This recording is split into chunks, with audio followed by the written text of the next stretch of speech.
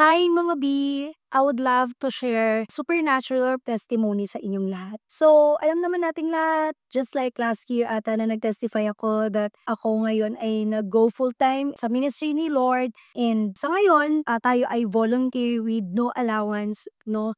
And we do it passionately para po sa Panginoon. So, syempre ako as a career woman, before, nung patalon tayo sa pagfu-full-time, kumikita ng maganda, ng maayos, and you get to enjoy yung mga bagay-bagay like yung simpleng pagpapa-highlights ng buhok, pagpapaayos kung kailan mo gusto, pagpapaganda, alam mo naman as a woman, okay? So parang I could still remember there's one night nung bago ko mag full-time, I'm talking to God, nakatingin ako sa langit, tas I'm asking, Lord, matitikman ko pa ba yung mga ganitong bagay?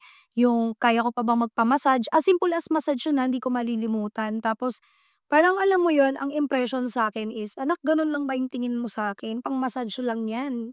Ta's parang after a month, supernaturally may nag-provide sa'ming mag-asawa, parang anniversary gift going to Hong Kong, and that's my first international trip na libre, sagot ni Lord. So parang after that, I started to believe and trust in God na all these things, and yung this na plural, THESE, is will be added to me as well every time that I will seek Him first. So, ayun nga, nag-start na tayo to walk in supernatural and daily. Nawi-witness natin kung gaano ka buti ang Panginoon sa pagpo-provide. Siyempre, nung nag-full-time ka with no allowance and nagpapaaral pa tayo ng kapatid natin by faith. Thank you, Lord Jesus.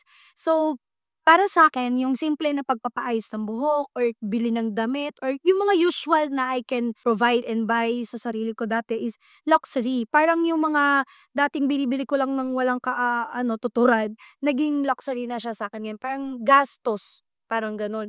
So, naalala ko merong isang group, Puting Tupa 'yan, shout out sa Puting Tupa. Nagme-mentoring ako, and then while having that mentoring sa mga kananayan yun, may nag-volunteer na mag-ayos ng hair ko kasi lagi daw ako nagsasalita sa harapan. So parang, thank you dun sa mga church member natin na may pakialam sa itsura ng pastor nila, 'di ba, ganyan. So parang ina-advice nila ako, "Pastora, gusto mo ayusin na namin yung buhok mo?"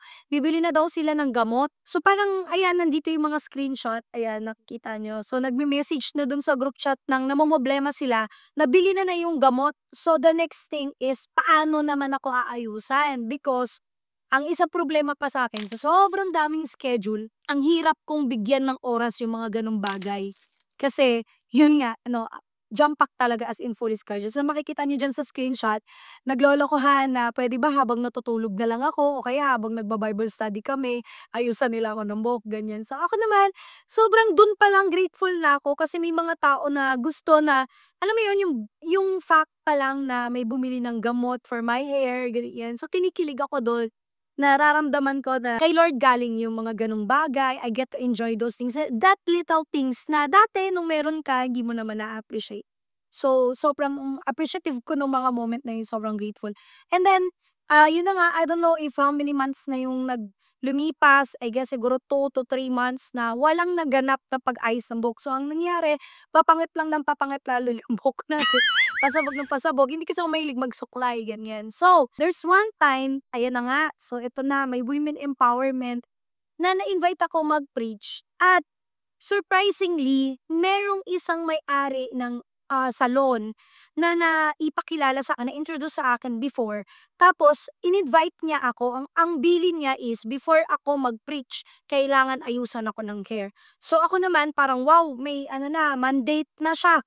So hindi ko alam kung gano'n na ba kapangit yung buhok ko, parang nagvo-volunteer na talaga yung mga tao na ayusin, ganyan. So ako, alam mo yun, nakikita ko lang palagi na kamay ni Lord yung mga gano'ng bagay. So, I thought in my head, ayusan like siyempre 'di ba 'pag magpe-preach ka, mag-ano ka, may-make-upan ka, 'di ba, ta's okey may hairdo, ganyan, hairstyle ba yung tawag diyan. So, yun lang yung alam ko. And then hanggang sa magpe-preach na ako, kinontak ako na mas maaga akong mag-report kasi nga ayusan ako ng buhok ko. Sige, maaga akong pumunta dun sa salon.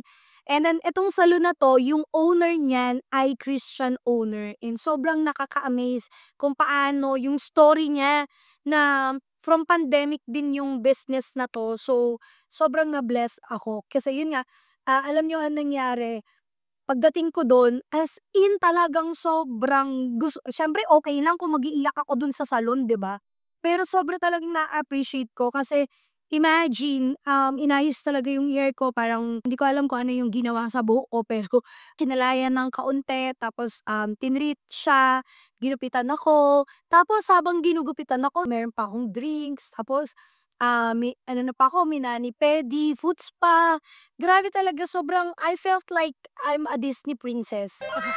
Yun, ganun. So, parang habang inaayusan ako ta's nakakausap ko yung mga staff and they're so grateful dun sa, manager nila kasi dinala din sila palapit kay Lord that every Sunday sarado muna yung shop ng morning and they have to go to church to worship God. And ako as, a corporate missionary, I'm very happy to hear those testimonies. Tapos, na-enjoy ko lang yung mga bagay-bagay. Tapos ayan na nagcha-chat ako dun sa group chat na bumili ng gamot sa hair ko na sabi ko, "Guys, sobrang answered prayer, hindi na natin kailangan mamroblema, minandate na ako, pati yung schedule ko si Lord na yung nag-ayos." Alam mo yun, hindi ko alam kung paano ko ipapaliwanag yung mga nangyayari, pero kinukuwento ko lang po sa inyo kung ano yung nangyayari. For free lahat, as in wala akong binayaran, pinaganda lang ako dun, 'yan. So, gumanda ba tayo?